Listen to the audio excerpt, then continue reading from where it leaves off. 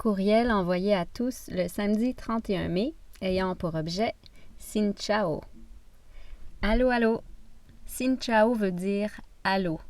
Mon vocabulaire vietnamien s'arrête à peu près là.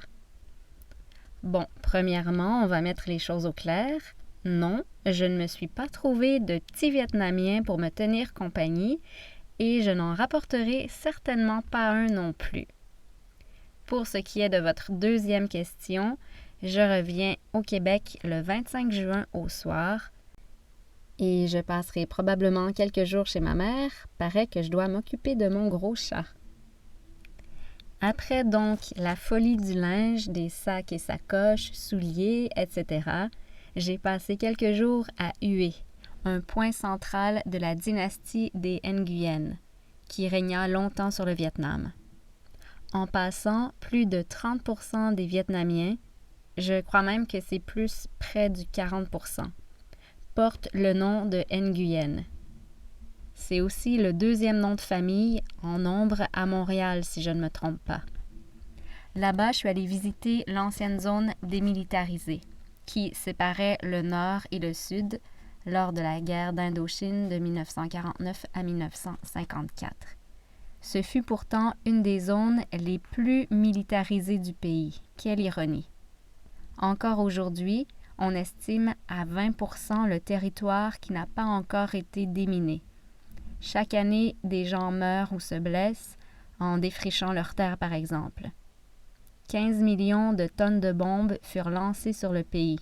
Encore aujourd'hui, il en resterait 46 tonnes au kilomètre carré, vous imaginez?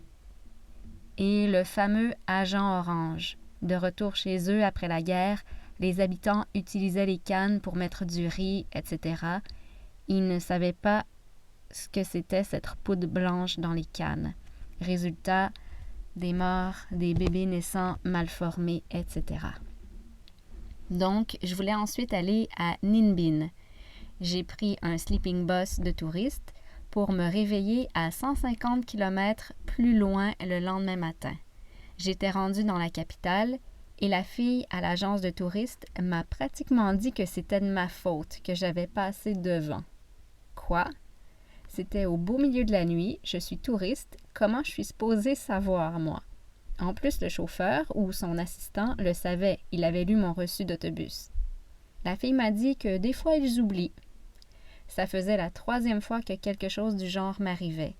Ici, des fois, c'est vraiment n'importe quoi. Ça sera sans doute différent dans quelques années, mais bon. Alors, la fille est partie vers le centre-ville avec les autres touristes, me laissant à l'agence avec de jeunes gars qui ne parlaient pas un mot anglais et personne ne semblait vouloir m'aider, même une dame qui travaillait là aussi était bête. Je ne pouvais même pas appeler, je cherchais quelqu'un qui parlait anglais. L'autre fille qui était partie m'avait dit que je devrais attendre au soir avant de reprendre le bus. Ben oui, il était 6 heures du matin. J'ai donc fini par prendre une moto qui m'a fait attraper un bus local sur la route en chemin et j'ai refait les 2 heures d'autobus en sens inverse, moi qui aime donc les transports. Là-bas, j'ai loué une autre moto. Waouh, c'était super le paysage et les routes.